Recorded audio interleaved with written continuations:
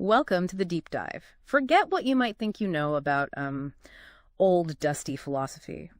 Metaphysics in the 21st century is actually vibrant. It's evolving, tackling some really fundamental questions about reality in, well, surprising new ways.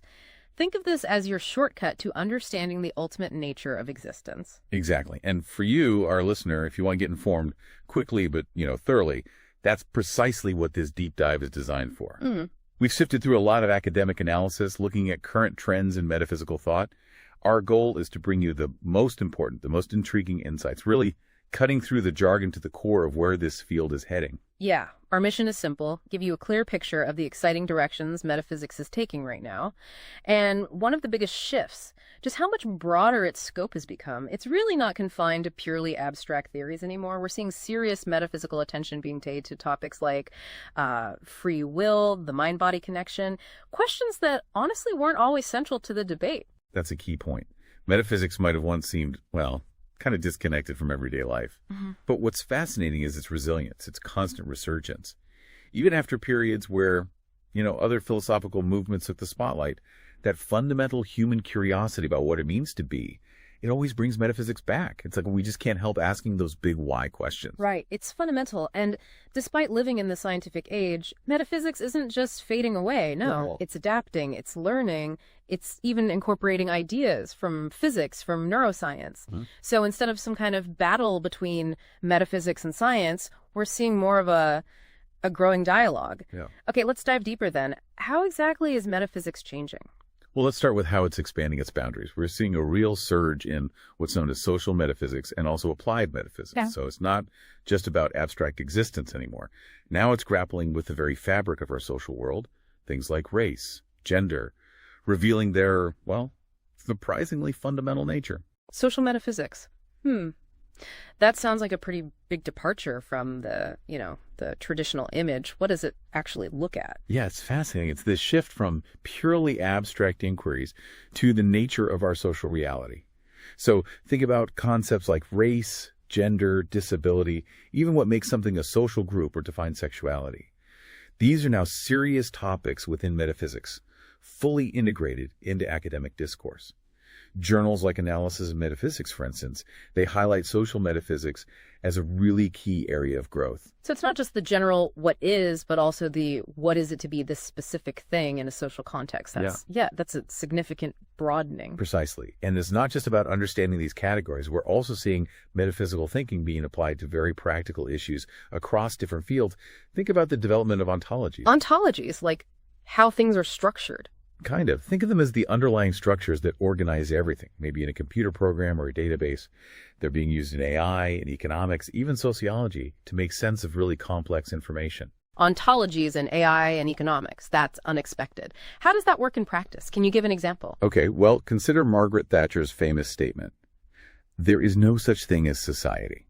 Now, that might sound purely political, right? But it's actually a deep metaphysical claim. It directly impacts how we understand social structures, individual responsibility, the very idea of community. If society doesn't fundamentally exist, what does that imply for social policies or, our obligations to each other? Wow.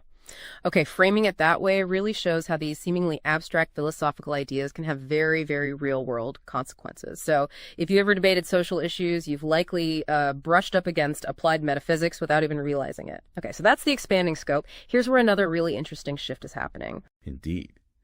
Another significant trend is what some are calling the inductive turn. Metaphysics is, you could say, getting its hands dirty with science, moving beyond pure thought experiments to testing fundamental assumptions, using real-world data, sometimes from fields like quantum physics.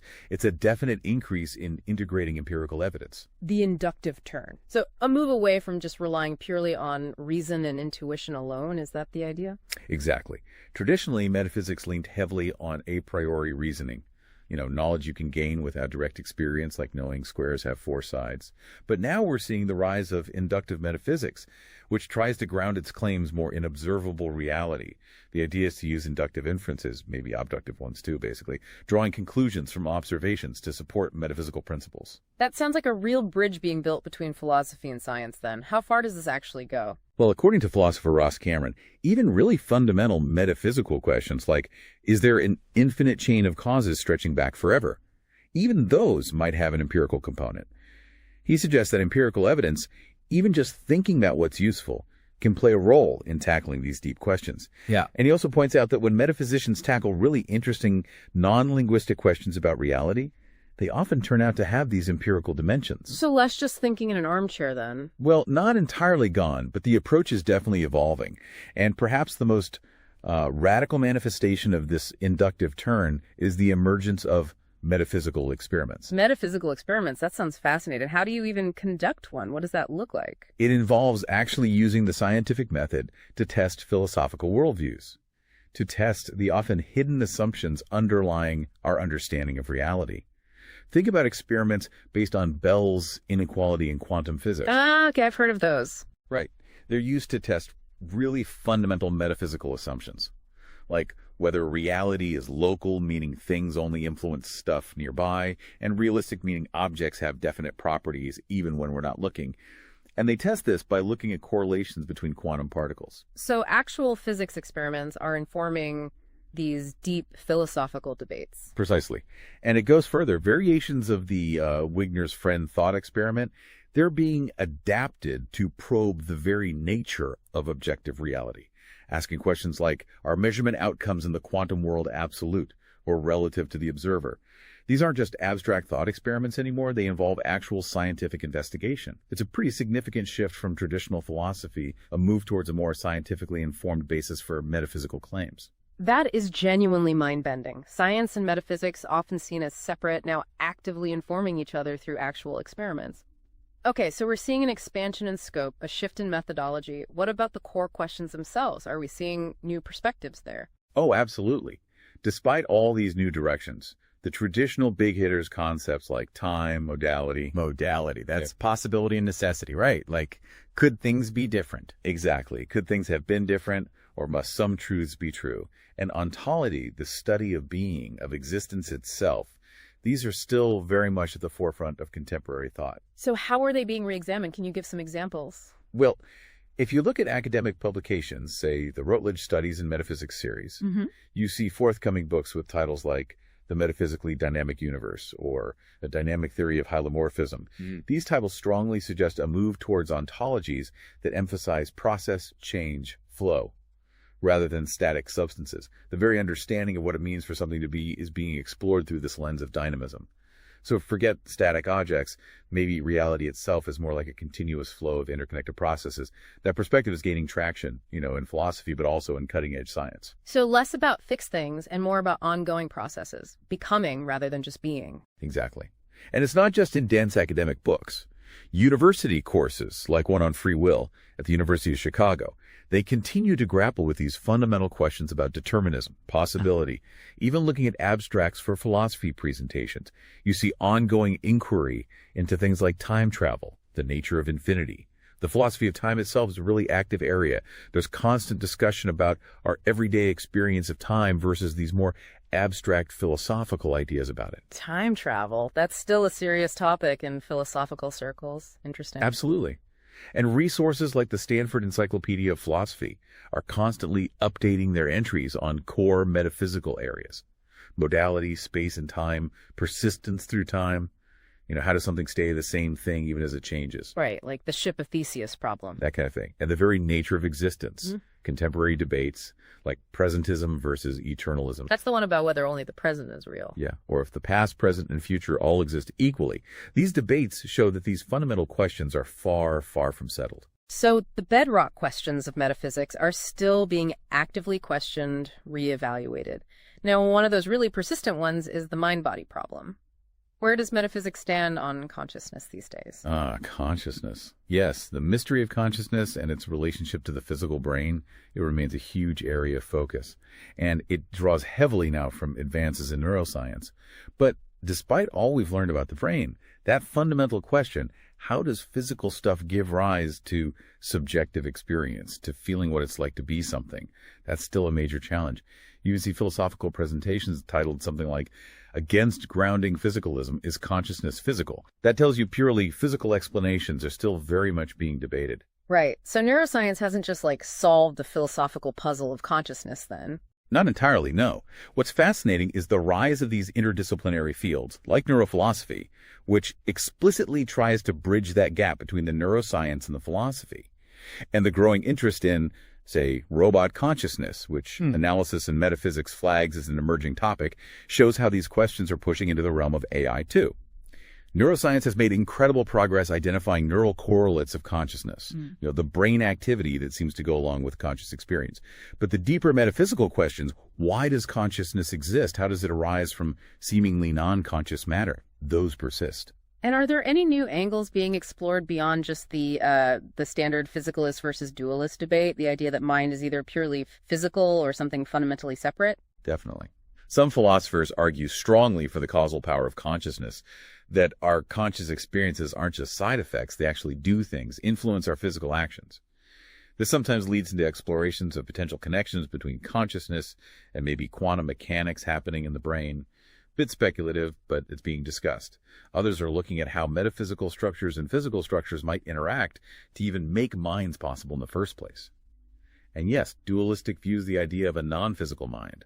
They're still being explored, refined, alongside more novel approaches like integrated information theory or conscious realism, trying to understand consciousness from both subjective and evolutionary standpoints. Wow.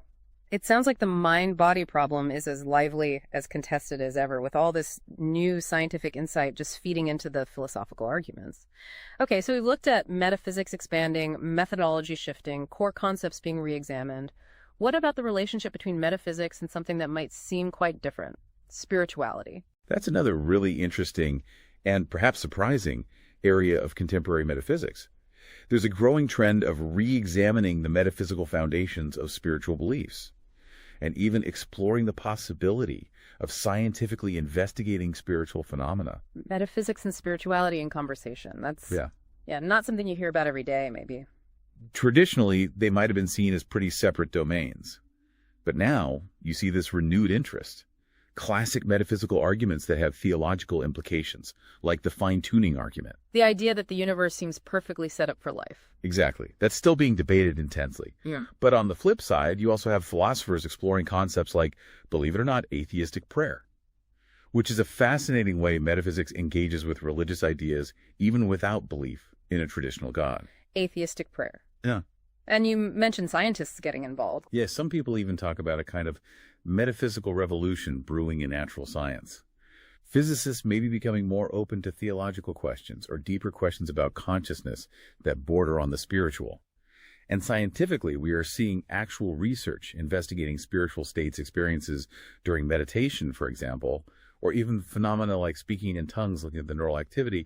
The brain correlates associated with these experiences. So science is trying to understand the physical basis, or at least the correlates, of spiritual experiences. Exactly. And there's also talk about a potential new spirituality, emerging maybe a cultural and metaphysical shift away from traditional religious frameworks towards something different. Philosophers are also looking at diverse aspects of spirituality, the philosophy of prayer itself, the connection between mystical experiences and social activism, drawing on ancient wisdom traditions too. And it's interesting, despite a clear decline in traditional religious affiliation in many places, surveys consistently show a high level of public belief in, well, a spiritual realm, souls, maybe an afterlife. It indicates this persistent human interest in these big metaphysical, maybe spiritual questions. Right. It seems like even as organized religion changes form, that underlying human desire for meaning and the metaphysical questions it throws up, they remain pretty strong. Now let's turn to something that's undeniably shaping our 21st century experience. Technology. How is tech impacting metaphysics? Oh, profoundly. Technology is raising entirely new questions about the nature of reality, identity, consciousness, that whole relationship between the virtual and the physical. Analysis in Metaphysics, that journal I mentioned, identified a whole host of emerging topics right at this intersection. Things like deep learning, metaphysical sociology, which is basically how technology shapes our social understanding of what's real cognitive automation, predictive analytics, and again, robot consciousness. Robot consciousness, yeah. That seems like a direct collision between technology and a classic metaphysical problem. Absolutely. And we're also seeing how things like virtual communities and social media can influence paranormal beliefs, which shows how technology shapes our metaphysical worldview, you could say. Philosophers are even using concepts from traditional metaphysics like transcendence, immanence, relationality to try and make sense of the relationship between spirituality and technology. There's a sense, perhaps, that the resurgence of interest in spirituality and metaphysics is partly linked to this desire for meaning in a world that's increasingly complex and shaped by technology. And what about some of the more out there technological concepts, like simulation theory, the idea that maybe our reality is just a computer simulation? Yes, even ideas like simulation theory are being seriously explored from a metaphysical perspective, asking really fundamental questions about the nature of existence, what counts as real. And the very concept of artificial intelligence is prompting us to reconsider our understanding of consciousness, personhood, maybe even those spiritual ideas about what makes us uniquely human, our spark. It really feels like technology is forcing us to confront some absolutely fundamental metaphysical questions in new, sometimes quite startling ways. Now, you mentioned public perception earlier. How are people's beliefs about these big metaphysical questions actually changing out there? Yeah, we're definitely seeing a significant shift in public beliefs. As you pointed out, that spiritual but not religious demographic is growing quite a bit. It suggests a move away from traditional religious institutions for many.